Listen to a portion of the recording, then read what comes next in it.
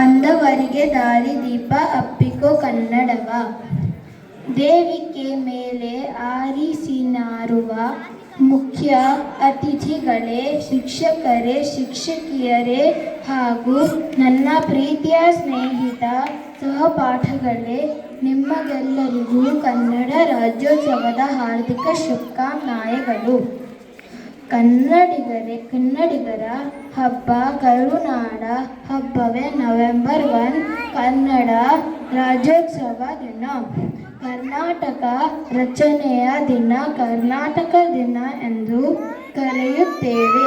ಕನ್ನಡ ರಾಜ್ಯೋತ್ಸವ ಆಚರಣೆ ಉದ್ದೇಶ 1956 ರಲ್ಲಿ ನೈಋತ್ಯ ಭಾರತದ ಎಲ್ಲ ಕನ್ನಡ ಭಾಷೆ ಮಾತನಾಡುವ ಪ್ರದೇಶಗಳನ್ನು ಕರ್ನಾಟಕ ರಾಜ್ಯವನ್ನು ರೂಪಿಸಲು ವಿಲೀನಗೊಳಿಸಿದ ದಿನ.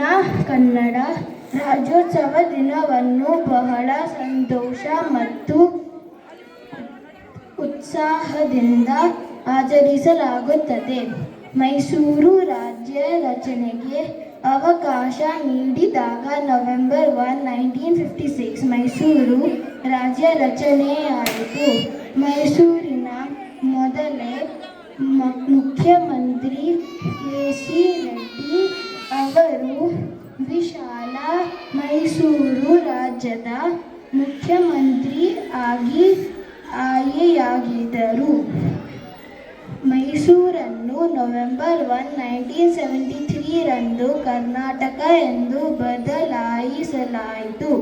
ಆಗ ಅಂದಿನ ಮುಖ್ಯಮಂತ್ರಿ ದೇವರಾಜ ಅರಸರಾಗಿದ್ದರು. ಕರ್ನಾಟಕದಲ್ಲಿ ಅನೇಕ ಪವಿತ್ರ ನದಿಗಳ ಬಿಡೆ ನಮ್ಮ ನಾಡಾಗಿದೆ. ನಮ್ಮ ನಾಡು ಪಾವಸಗೊಂಡಿರುವುದು ನಮ್ಮ ಹಿರಿಮೆಯಾಗಿದೆ. ರಾಜ್ಯೋತ್ಸವ ರಾಜ್ಯದ ಜನತೆಗೆ ಗೌರವ ಹಾಗೂ ಆನಂದದ ದಿನವಾಗಿದೆ. ಕನ್ನಡ ನಾಡಿನಲ್ಲಿ ನಾವು ಅರಿಯುವುದು ಪುಣ್ಯವಂತರ ಎಂದು ಹೇಳುತ್ತಾ, ನಾವೆಲ್ಲರೂ ಕನ್ನಡಾಂಬೆಯ ಹೆಮ್ಮೆಯ ಮಕ್ಕಳಾಗಿ ಕನ್ನಡವನ್ನು ಉಳಿಸಿ ಬೆಳೆಸೋಣ.